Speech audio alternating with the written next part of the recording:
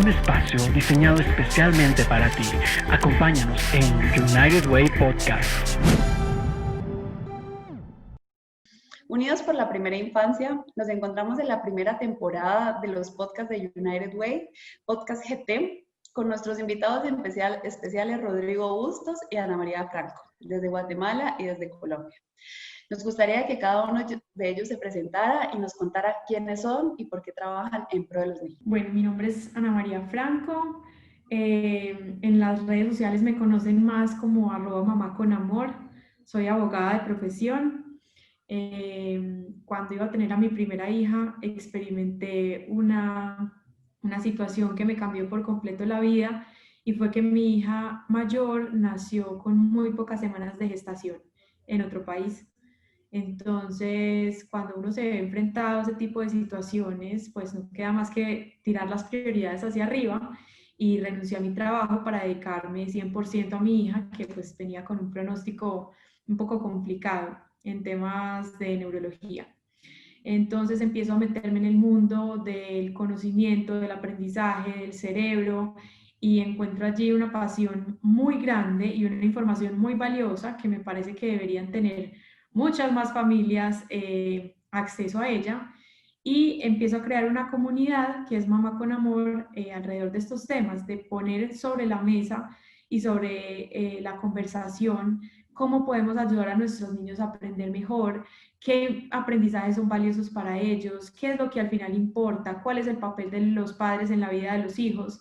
Y luego me certifico en disciplina positiva para complementar todo este conocimiento empírico. Y bueno, ya son más de 3.500 familias que han tenido acceso a esta información por parte mía. Son todos los días herramientas que se ofrecen de manera gratuita en las redes, y bueno, y una vocación muy grande por servir a las familias. Bueno, mi nombre es Rodrigo Bustos, soy de nacionalidad chilena, pero he vivido en varios países, ya que he tenido la oportunidad de poder trabajar en los últimos 30 años en organizaciones que trabajan básicamente a favor de los derechos de la niñez. He estado en varios países de América Latina y también del este y del sur de África. Y bueno, dentro de este gran campo, digamos, que son los derechos de la niñez, soy un apasionado por lo que es la primera infancia, porque realmente a partir de esos primeros años de vida del ser humano es que logramos poder sentar las bases, digamos, de las personas que nosotros queremos para el futuro. Y he tenido también la gran oportunidad de poder ver buenos proyectos y buenos resultados, que cuando se hacen todas las cosas bien, definitivamente hay gente que está en muy mala situación, puede ser por situación de pobreza o violencia, etc. A través de este tipo de iniciativas realmente se pueden hacer cambios realmente muy importantes y que tienen un impacto muy fuerte en la vida de niños y niñas. Así que bueno, nuevamente muchísimas gracias y bueno, muy contento de estar acá con ustedes. Muchas gracias a los dos. Queremos enseñarles a las familias, a los papás, a nosotros mismos, lo importante que es darle atención en esos primeros años a nuestras niñas y niños. ¿Qué consecuencias trae el no hacerlo? Entonces, hay una palabra que mencionó Rodrigo y que me imagino está muy alineada con la vocación de servir de Ana María, y es: ¿qué es la violencia social? ¿Qué es el estrés en los niños? ¿Qué causan estos dos componentes en ellos? Mire, dentro de la experiencia que me ha tocado conocer en varios países, en varios contextos, yo creo que podríamos de alguna manera definir esto de la violencia social, es cuando, sobre todo cuando está, digamos, de alguna manera aplicada a niños y niños, es cuando están expuestos sistemáticamente a la desprotección y sobre todo a la desprotección de sus derechos fundamentales. Porque la violencia no es solamente violencia física, sino que también es la falta de alimentación, por ejemplo, la falta de cariño, la falta lógicamente, de elementos materiales, etc., ¿no? Eso también constituye violencia. Entonces, cuando niños y niñas están expuestos sistemáticamente a esa carencia, ¿sí?, estamos hablando de violencia social. Okay. Yo le agregaría, Rodrigo, que el estrés en los niños también ocurre por factores sociales, culturales, cuando la familia no ejerce un acompañamiento adecuado a esa infancia y pretende que ese niño se adultice de manera anticipada. Los niños pues no trabajan, no entienden mucho de qué va todo esto de la vida, cómo funciona el mundo, y adultizar al niño desde edades tempranas, poniéndole cargas encima, poniendo un noticiero en altos grados de volumen o insertándolo de manera acelerada o brusca en esa realidad que es el mundo y que tiene tantos matices, también constituye un factor importante de ese estrés infantil. Hay algo que nos preocupa mucho a las personas que trabajamos por los niños y por las niñas para cambiar su futuro y su realidad, ¿verdad? Y es, ¿qué pasa cuando estos niños no tienen una educación adecuada, no tienen una crianza cariñosa? Que nos gustaría más adelante que nos expliquen qué es crianza cariñosa. ¿Qué pasa cuando estos niños no reciben estas bases? ¿Qué pasa con su futuro, con su capacidad de generar ingresos, con un mejor trabajo, romper la situación de pobreza o la situación que viven de violencia social, como ustedes lo mencionan en sus diferentes escenarios? Quisiera comentar, bueno, compartir con ustedes, ¿no? Que tuve la oportunidad en el 2017 de asistir a un seminario realmente que a mí me impactó muchísimo, ¿no? En la cual un grupo de investigadores se pusieron de acuerdo para sacar justamente cuáles son los elementos de esto, lo que tú mencionas, ¿no? Esto del cuidado cariñoso. Y se dieron el trabajo, bueno, de varios años de investigar varias iniciativas, ¿sí? Alrededor del mundo, y sacaron una serie que se publicó en esta revista Lancet, que es una revista especializada en medicina, y sacaron justamente, bueno, toda esta evidencia, y ahí lograron identificar, bueno, cuáles son los elementos, digamos, de lo que se le llama el cuidado cariñoso y sensible, así como fue lo que lo denominaron, ¿no? Y identificaron 5 áreas que son fundamentales para el desarrollo, sobre todo el desarrollo infantil temprano. Lógicamente está la nutrición, que es un pilar fundamental, está el cuidado de la salud, y que generalmente ahí es donde se concentran la mayoría de las iniciativas, pero empezaron a ver que habían otras áreas que son fundamentales para el desarrollo. Una de ellas le llaman amor y seguridad. Es decir, es fundamental el amor y que el niño esté dentro de un entorno seguro para que pueda desarrollarse.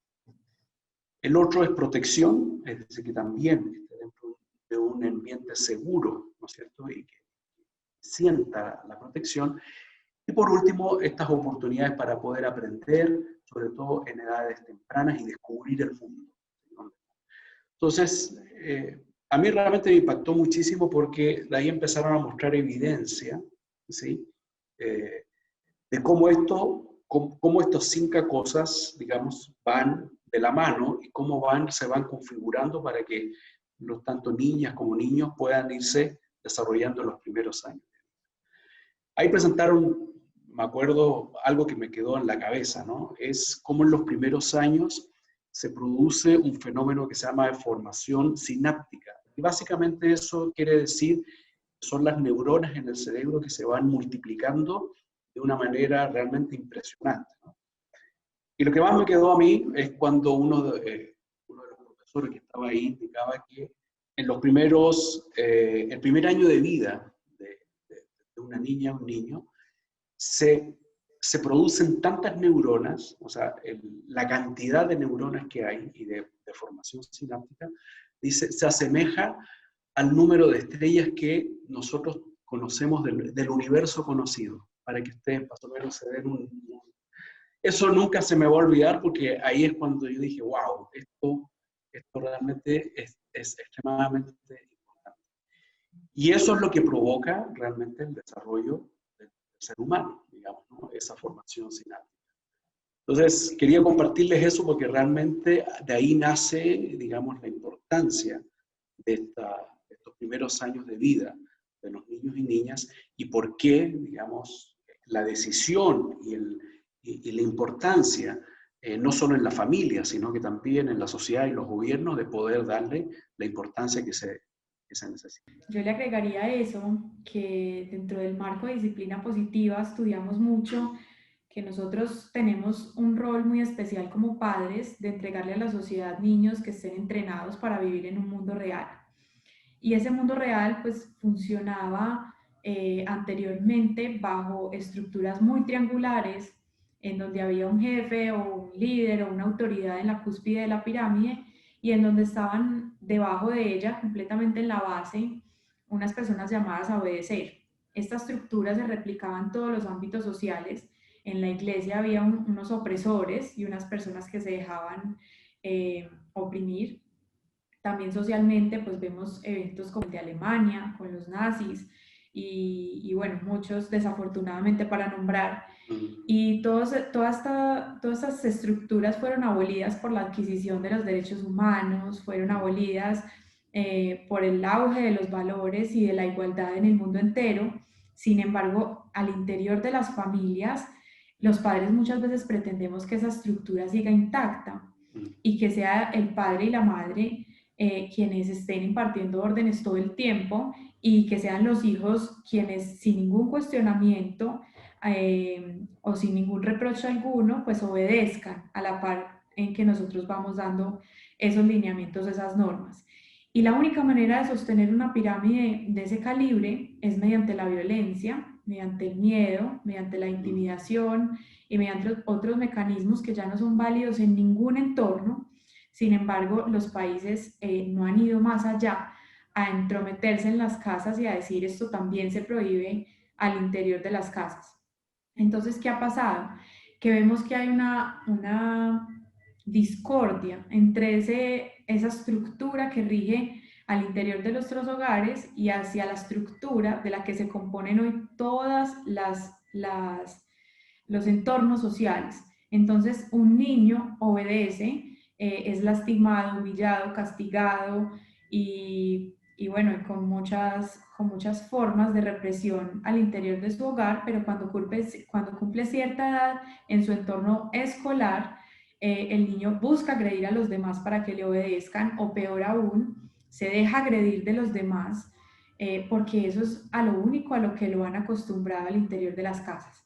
Entonces, una crianza feliz o una crianza efectivamente afectiva es una crianza que sabe abolir ese tipo de estructuras y pasa o se moderniza, se compagina con ese mundo real que hoy funciona únicamente por relaciones de liderazgo, en donde ya no son violencia y miedo lo que manda la parada, sino que son estructuras de consecuencias, de efectos, de liderazgo en términos generales, que hace que los niños pues puedan vivir dignamente desde sus primeras edades, además de que también logra en cierta parte que esas habilidades de vida que todos requerimos como adultos para relacionarnos se empiecen a cultivar desde el día cero.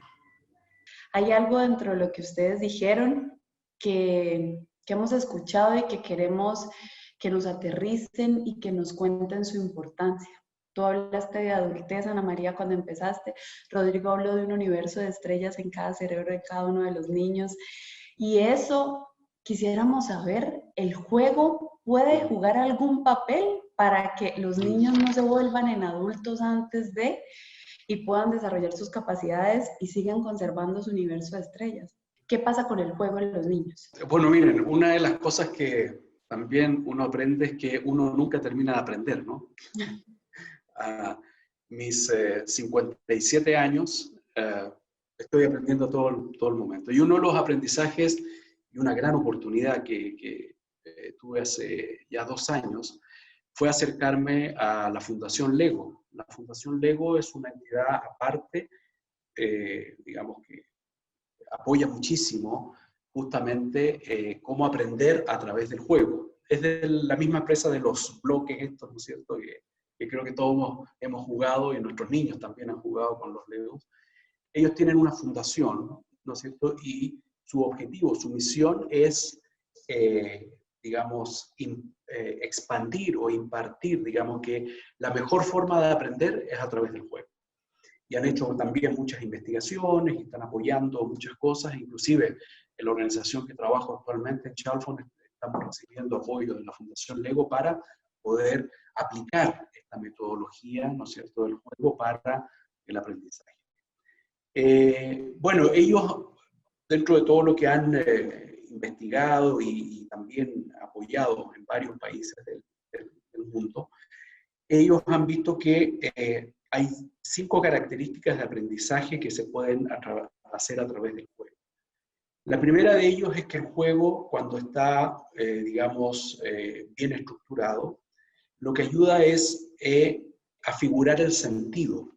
Digamos, cuando se organiza el juego, los niños y niñas empiezan a encontrar sentido a lo que están haciendo, ¿sí? Pero también se están divirtiendo, es decir, empiezan a encontrar sentido a través, ¿no es cierto?, de la diversión, ¿sí? Pero también se provoca lo que llaman ellos un pensamiento iterativo, es decir, que empiezan a asociar una serie de elementos unas con otras, se empieza a provocar justamente el aprendizaje, es decir, esta cosa significa por esta otra cosa de acá, etcétera, etcétera. Pero se lo realiza a través del juego.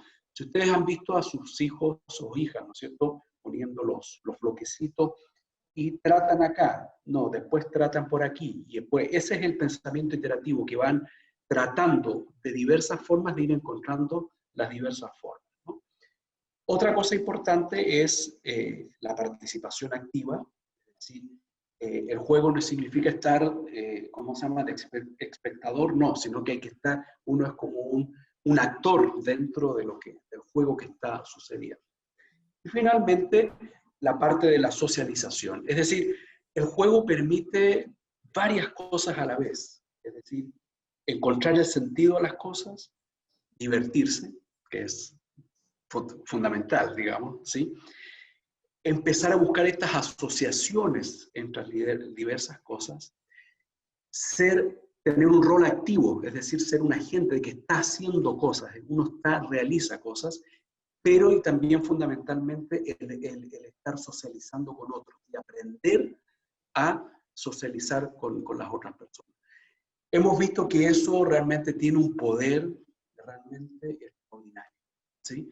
Y estamos tratando de ir aplicando estas metodologías justamente para ir, lógicamente que sean culturalmente apropiadas dentro de diversos contextos, etcétera, pero aplicar estos 5 principios, ¿cierto?, del aprendizaje a través de... Hoy se demuestra por medio de muchísimos estudios que es inversamente proporcional. Es decir, a mayor oportunidad, a mayor posibilidad económica que hay una menor exposición del niño al juego, porque ya los juguetes vienen con funciones muy delimitadas y por tanto limitan al niño a desenvolverse de una manera correcta con los objetos. Entonces, hay papás que piensan que tienen que darle a sus hijos los mejores juguetes, que tienen que comprarles los mejores materiales, que tienen que ofrecerles clases extra en donde les enseñen a jugar ciertas cosas. Y no, el juego es inherente al niño, hace parte de su sano y natural desarrollo. Y juego no es considerado únicamente pues, cosas muy complejas, sino que, por ejemplo, el juego de roles, cuando tú vendes una hoja y una piedra, es un juego. Cuando tú juegas con otro, a que eres la mamá de él o el papá de él, es un juego. Cuando tú tienes una pelota para 20 niños que juegan al fútbol en una cancha de un barrio deprimido, es un juego. Entonces realmente es curioso que sea al revés. Entre menos posibilidades económicas hay, generalmente el espectro del juego se aumenta, en tanto, como lo dijo Rodrigo ahorita, la creatividad es un músculo que todo el tiempo se está desarrollando. Incluso los padres podemos agravar esta situación cuando nosotros somos quienes nos sentimos responsables de ser recreacionistas de los hijos y empezamos a intervenir en sus escenarios de manera sistemática al punto de arrancarles a ellos esa iniciativa que tienen para iniciar el juego de la nada, de cosas simples y de la nada. Entonces los padres invasivos también podemos dañarles esa posibilidad que tienen ellos de ser capaces solos, de empezar a apropiarse del espacio, de su mundo y de adquirir todas las habilidades que ya Rodrigo nos contó. Hay algo que a nosotros nos gustaría conocer desde la experiencia que ustedes han vivido, los retos a los que se han enfrentado, Rodrigo trabajando en Centroamérica, en África, Ana María, que hemos visto que has impartido talleres en otros países que no solamente es Colombia, y queremos conocer realmente ustedes cuando han estado con las familias y han visto también el estado, las respuestas que ellos han ofrecido. ¿Cuál es el papel que un gobierno debería tener frente a unas necesidades tan reales, como es invertir en la primera infancia, en esos niños de 0 a 6 años? Sí, lamentablemente a los políticos les cuesta mucho ver digamos, esta gran apuesta, digamos, ¿no? en el desarrollo de la primera infancia, porque, claro, los resultados se ven a largo plazo. Es decir, si yo invierto ahora, ¿no es cierto?, en políticas públicas y en programas fuertes de primera infancia, el resultado lo voy a tener ya cuando esos niños alcancen, digamos, edades mayores. Pero bueno, hay mucha investigación acá al respecto, y una de las cosas que también siempre me ha quedado en la cabeza es una investigación estrictamente hecha para los economistas, que a veces son demasiado fríos, ¿no?, en este tipo de cosas. Le dicen, miren, si usted invierte $1, con $1, ¿no es cierto?, en primera infancia, el retorno de la inversión es de 10 a 16 dólares. Es decir, es impresionante. Si el niño que está expuesto, ¿no es cierto?, a un programa de primera infancia, va a tener un retorno de inversión, pero altísimo. Y eso lo ha demostrado sobre todo los países de Europa y los países escandinavos, ¿no es cierto?, en la cual sus niños están expuestos, ¿no es cierto?, desde edad temprana, ¿no es cierto?, a todos estos programas. Y bueno, el desarrollo cognitivo y emocional de esos niños es extremadamente alto, ¿sí? Entonces, digamos, hay una tarea pendiente en América Latina, porque lamentablemente la inversión que tenemos en primera infancia no llega al 1%. Creo que Colombia es uno de los que más invierte dentro de la región. Pero de todas maneras no llega a ser el 1% del Producto Interno Bruto, ¿sí? Entonces es bajísimo. Eso son realmente... Y lo más triste de esto es que no son inversiones que son extremadamente, digamos, onerosas, caras. En este ejemplo que yo les mencioné, de trabajar en comunidades indígenas remotas en Guatemala, ¿sí?, la inversión que se requiere por niño, por año, realmente es ridículo, no pasa de $10 al año por niño, ¿sí? Es decir, inclusive economías de bajo ingreso como las nuestras podrían utilizar todas estas metodologías comunitarias, alternativas, de mucho voluntariado comunitario, y podríamos llegar al 100% de la población, ¿sí?, ¿cierto?, con este tipo de programas.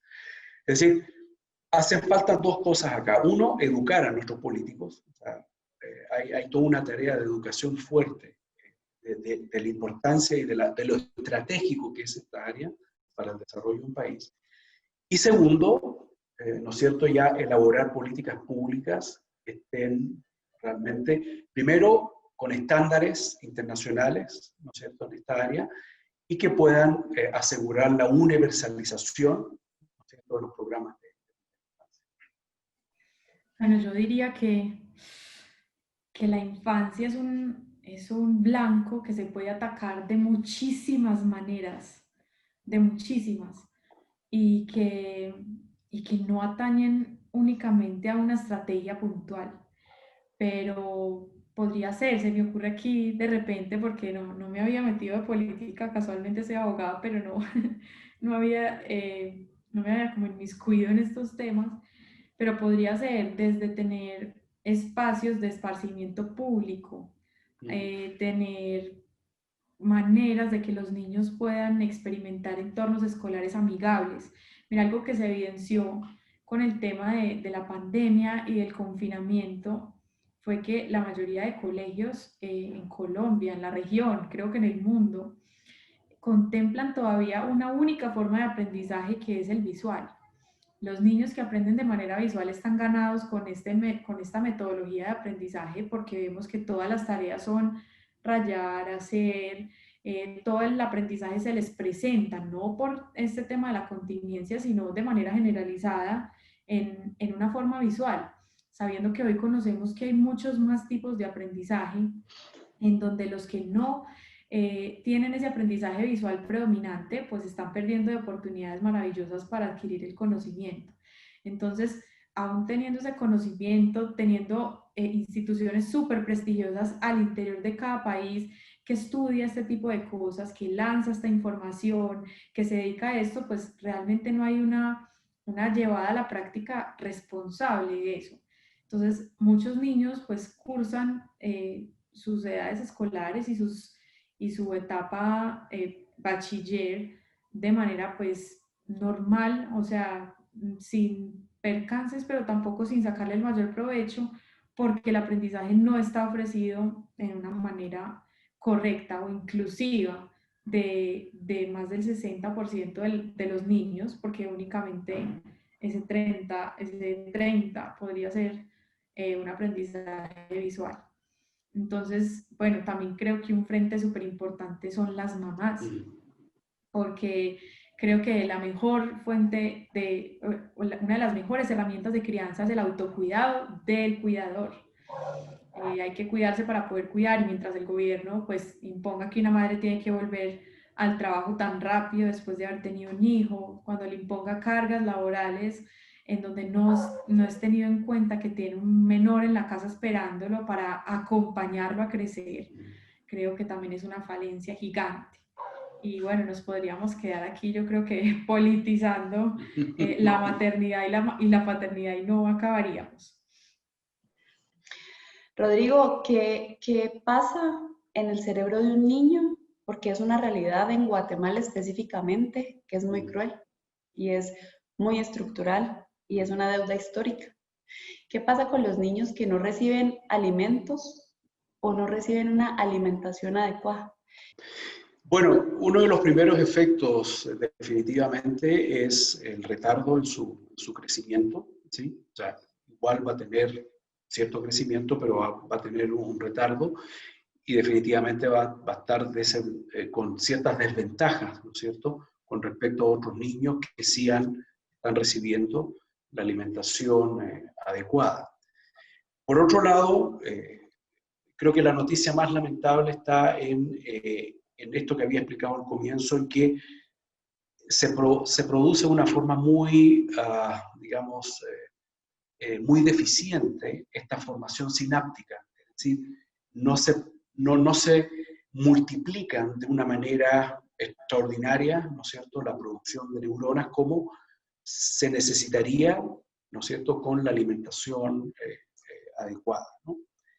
Ahora, las últimas investigaciones han mostrado de que hay, digamos, esto no es conclusivo, digamos, ¿no? Pero hemos visto que niños con desnutrición crónica, no desnutrición aguda, sino que desnutrición crónica, que es peso talla, si tienen otro tipo de estimulaciones afectivas, cariñosas, puede compensar en cierta medida, ¿no es cierto?, este proceso defectuoso de formación sináptica, ¿sí? Y pueden alcanzar desarrollos cognitivos y emotivos, digamos, a su edad.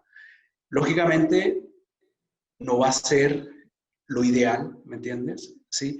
Pero eso nos da cierto grado, digamos, esperanza, ¿no es cierto?, que a pesar de la desnutrición crónica, con estos otros elementos se pueden, digamos, suplir ciertos problemas relacionados con ¿no es cierto?, el desarrollo infantil temprano. Ahora, definitivamente, o sea, ningún niño debería sufrir hambre, o sea, está dentro de los derechos humanos, ¿no es cierto?, y no deberíamos permitir este asunto, ¿no es cierto? Entonces, realmente ese es un problema estructural de Guatemala, digamos que tristemente lo lleva por décadas, ¿no es cierto?, y no ha logrado salir de este problema, ¿no es cierto? Pero va acompañado de este otro elemento, es decir, no es un tema solamente de alimentación, sino que también de estos otros 4 elementos que mencioné al comienzo, ¿cierto? Entonces, comentarles de que hemos visto niños como digo, con desnutrición crónica, pero si van acompañados de estos otros elementos, sobre todo de cuidado cariñoso y sensible, de protección, de que la madre le canta, digamos, juega con él, con ellos, etc., ciertos elementos se van formando. Pero definitivamente el tema de la alimentación es fundamental y sí necesitamos entrar con más fuerza en Guatemala, ¿no es cierto?, para poder... para mí esto es una... no sé cómo llamarlo, pero es una vergüenza, ¿no? O sea, que tengamos que cerca del 50% de nuestra niñez tenga desnutrición crónica en esta etapa de la historia de la humanidad, es una vergüenza, ¿sí? Y necesitamos hacer todo lo posible para que eso vaya cambiando. Gracias. Estamos plenamente de acuerdo. Ana María, en los años 20 empezó toda la tendencia con Jane a hablar de disciplina positiva. Nos llama mucho la atención el tema de disciplina positiva y por eso quisimos unirlos a ustedes dos para que nos unieran y tuviéramos puntos de encuentro desde 2 países. Y es que nos cuentes si se puede hablar de disciplina positiva como un modelo educativo en sociedades tradicionales y con familias que de pronto no han tenido la posibilidad de acceder a educación en general, y que han tenido opciones limitadas de poder tener ingresos permanentes, que tienen realidades mucho más complejas y menos oportunidades para poderse desarrollar como familia. Vale, mira, es algo mucho más sencillo de lo que parece. Disciplina positiva es un modelo por el cual inicialmente se pensaba reformar la educación de los padres hacia los hijos. Pero ¿qué pasó en el camino? Que como les decía ahorita, pues nos dimos cuenta que había que entrenar a los hijos para el mundo real, ese en el que vivimos los adultos, o sea, nosotros. Por tanto, había que conocer a fondo ese mundo real en el que nos movíamos los adultos y sobre la marcha nos dimos cuenta que había momentos de mucha certeza si conocíamos tanto los límites como las maneras amables de imponerlos. Disciplina positiva, digamos que tiene muchos principios como la horizontalidad, como el respeto, como la meta de pertenecer y ser importante a los entornos, pero en su base más profunda o en el núcleo de todo está saber actuar con firmeza y con amabilidad de manera simultánea. ¿Qué pasa? Que cuando nosotros éramos pequeños nos criaron bajo códigos que eran o firmes o amables y ponían a depender estos 2 conceptos pues como del comportamiento del niño, ¿cierto? Que es lo que hacemos de manera natural.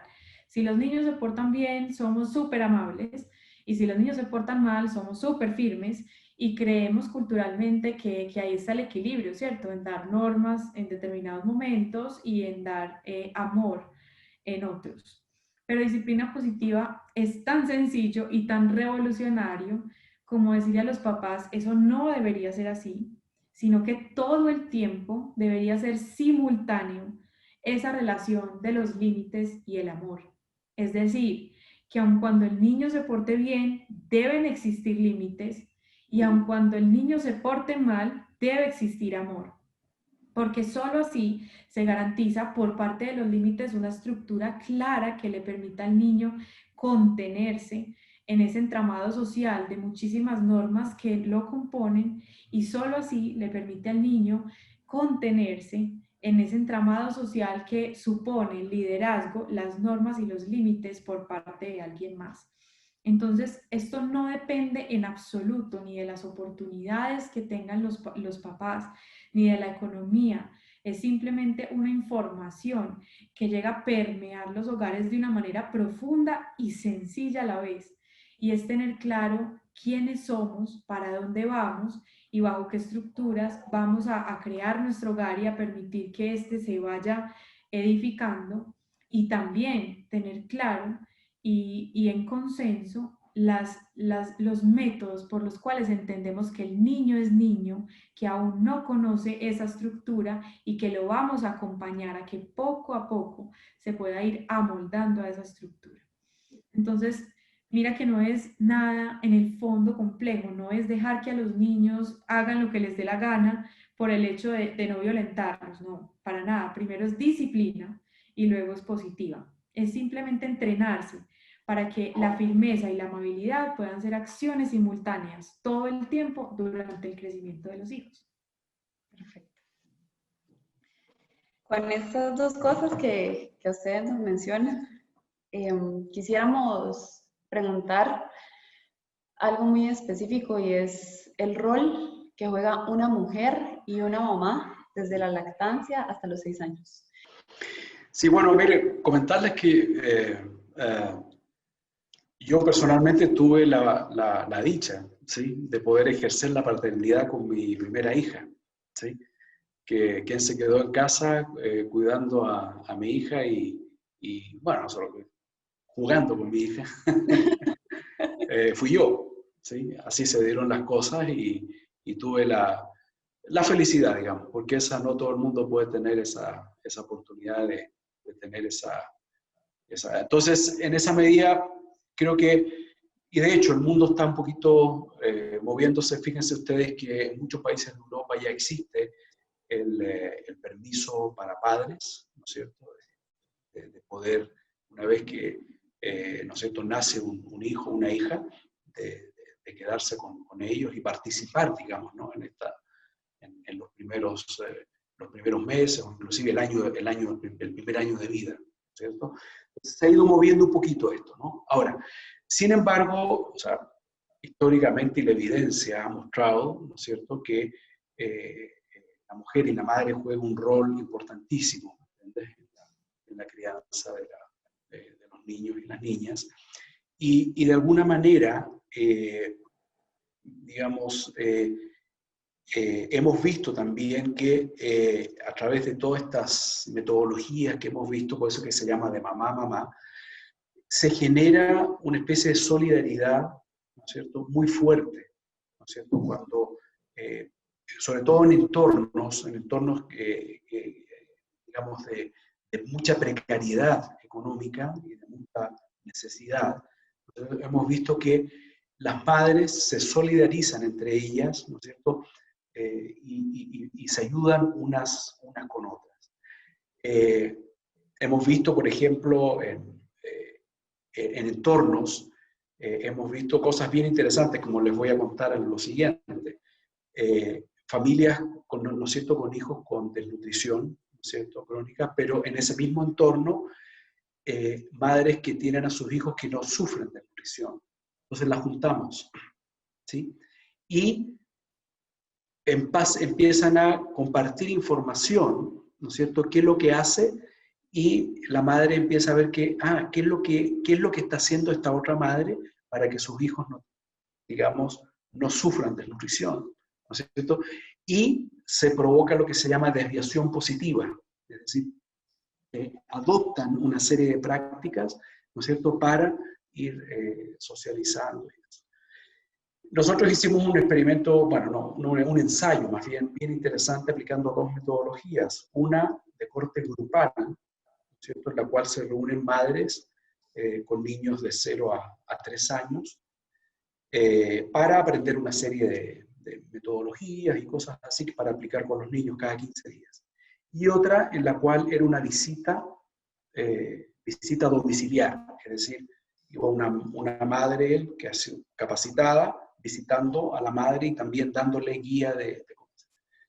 Después del proyecto de 3 años se hizo una evaluación y se vio, bueno, todos pensábamos que la visita domiciliaria iba a tener mejores resultados, ¿no es cierto? Porque estaba más personalizada, ¿no es cierto? Iba más al detalle, ¿no es cierto? Con el niño, etc.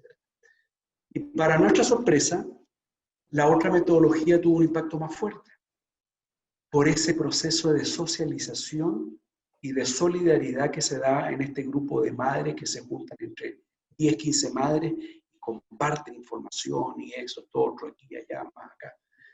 Y eso nos puso que el tema grupal, ¿no es cierto?, es extremadamente importante en ese tipo de contexto. Entonces, bueno, miren, resumiendo, definitivamente el rol de la madre es esencial. Hemos encontrado también en estos contextos, digamos, de mucha precariedad, digamos, una capacidad de liderazgo realmente extraordinaria, ¿sí? Mujeres con, digamos, inclusive con niveles educativos formales bajos, pero con otro tipo de capacidades, ¿entiendes? De poder, digamos, movilizar y poder gestionar a nivel comunitario todo este tipo de iniciativas realmente extraordinario. Yo creo que los hombres no serían capaces de poder hacerlo. Y eso ha permitido también que se eleve el estatus, ¿no es cierto?, de estas mujeres que están cumpliendo un rol súper importante en las comunidades. Y ya están siendo, digamos, consideradas y están siendo de alguna manera,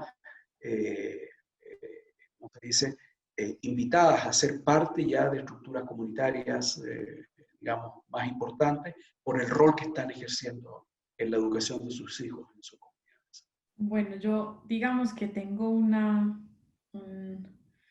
pelea personal con ese tema, porque dentro de mí se bifurcan y se unen y vuelven y se bifurcan dos mandamientos, ¿cierto?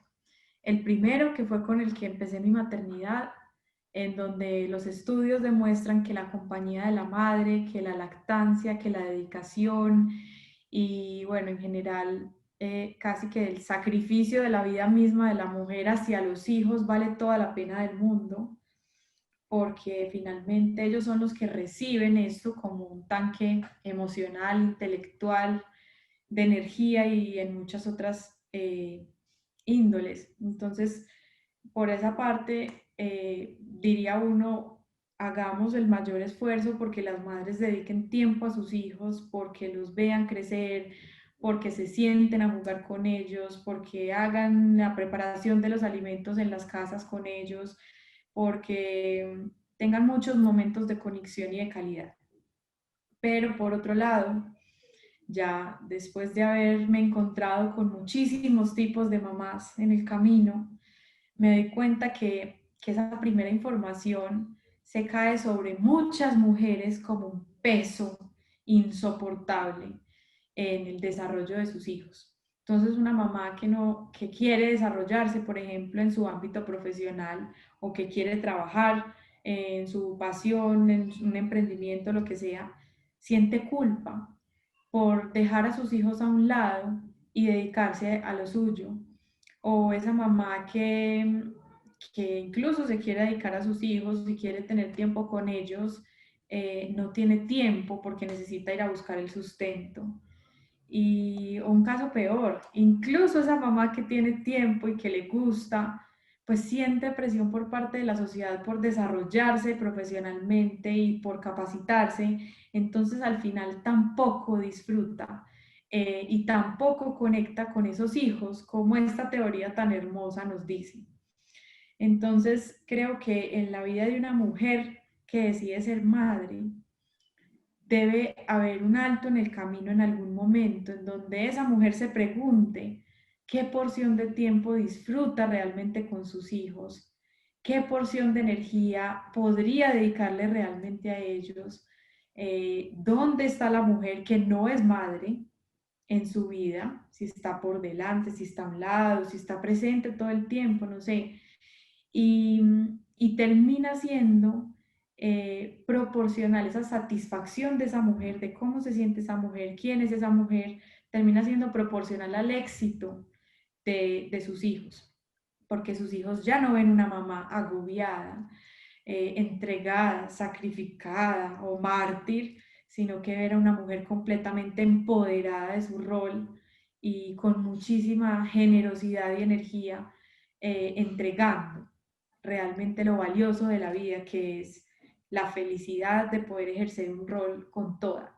Entonces son caminos como que se entretejen y que finalmente sabemos que la relevancia de una madre es total, pero si no existe esa disposición o ese llamado, pues hay que moderar un poco también el rol hasta el punto de que esos hijos sientan esa veracidad de la felicidad que es tenerlos. Si ustedes tuvieran, cada uno de ustedes, vamos a hacer casi como un timer, 3 cosas que le tuvieran que decir a un papá y a una mamá que tuvieran niños de 0 a 6 años en este momento.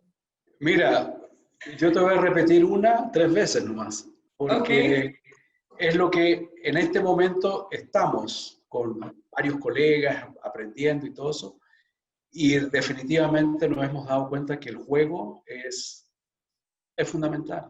Es decir, yo creo que si no jugamos con nuestros niños, no estamos haciendo nada. Entonces, yo lo multiplicaría por 3, es decir, jugar, jugar, jugar. Yo creo que ese para mí es la... Ahora, el juego, lógicamente, ese juego con sentido, que es el que estaba tratando yo de explicar previamente, ¿entiendes? En la cual, lógicamente, se divierte el niño, pero te diviertes tú también, ¿sí? Y empiezas a descubrir cosas, ¿sí? Entonces, yo creo que si yo regresaría, yo hubiese jugado más con mis hijos. O sea, creo que me hubiera gustado jugar más. Ok. Bueno, yo le diría, sin que importe mucho el orden de las cosas, lo primero, que los errores siempre serán oportunidades de aprendizaje. Los errores son demasiado importantes, tanto por parte del padre como por parte del niño. Entonces, cuando haya un error, cuando un día no salgan las cosas como quisieron, cuando haya alguna dificultad, ¿cómo puedo potenciar yo esto para que sea una oportunidad de aprendizaje? Creo que eso es muy importante y eso nos baja un poquito como la expectativa de lo que creemos que debe ser un padre perfecto por allá lejanísimo. Lo segundo es la firmeza, que nunca se olvide que un niño necesita estructura, porque hoy creemos que ser buenos padres apunta más hacia la permisividad, hacia darles todo, hacia entenderlos siempre, y dónde queda la parte de la estructura. Para mí es súper importante. Y la tercera es la del amor, la de ¿para qué finalmente uno tiene un hijo? O sea, muchas veces conecto con los papás en imágenes tan simples como, ¿te acuerdas cuando lo estabas esperando y tu esposa estaba en embarazo, ustedes estaban en embarazo? Con cuánta ilusión lo esperaron, con cuánto amor prometieron recibirlo. Y bueno, finalmente es amor lo que nos queda por dar. Los hijos volarán, tomarán sus decisiones, se equivocarán, harán su vida, y lo único que queda es esa satisfacción de haberlos amado realmente. Y si me dejas una cuarta, les diría que tenemos un retrovisor que toda la vida nos va a estar recordando lo felices que fuimos. Entonces no nos arruinemos momentos por cosas pequeñas que pasan. O sea, siempre le digo mucho a los papás, casi siempre las experiencias, incluso las más duras, nosotros las miramos por el retrovisor de la vida y las vemos hermosas. Peleas con amigos, que nos echaran de algún trabajo, que experimentáramos cosas negras dentro de la historia de nuestra existencia.